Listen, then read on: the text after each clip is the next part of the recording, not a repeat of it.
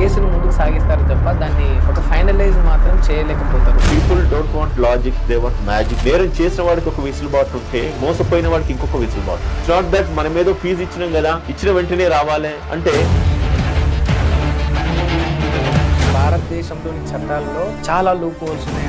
నేరం చేసిన వాళ్ళు కూడా తప్పించుకోవడానికి విసులుబాటు ఉండేది, దాన్ని లూప్ హోల్స్ కింద వాడుకొని మిస్యూజ్ చేస్తూ ఉన్నారు. మిస్యూజ్ చేసేవాడికి అది పోలీస్ అధికారులు కావచ్చు, ఇంకో అధికారులు కావచ్చు, అంటే ఆ నేరాలను దాన్ని తగ్గించే విషయంలో ఫెయిల్ అయ్యారు. ఎక్కడ ఏదో ఒక మూలకి ఏదో ఒక అన్యాయం జరుగుతుంది. ప్రతి చోట పోలీస్ మానిటర్ చేయాలంటే ఇది ఇంపాసిబుల్. Never blame polices. ఆ నేరం చేసిన వాడు తప్పించుకోవడానికి పోలీసులలో కొందరు కోఆపరేట్ చేస్తుంటే దీనికి మీరేమంటారు? పోలీసులు కోఆపరేట్ చేస్తున్నారు అంటే వాళ్ళ యొక్క డిపార్ట్మెంట్ లో మీరేం చెప్తారు సార్? పోలీసులు ప్రజలపైన చేసే దాడి, ఒక మనిషిని కొట్టే అధికారము ఏ చట్టాలు ఇవ్వలేదు.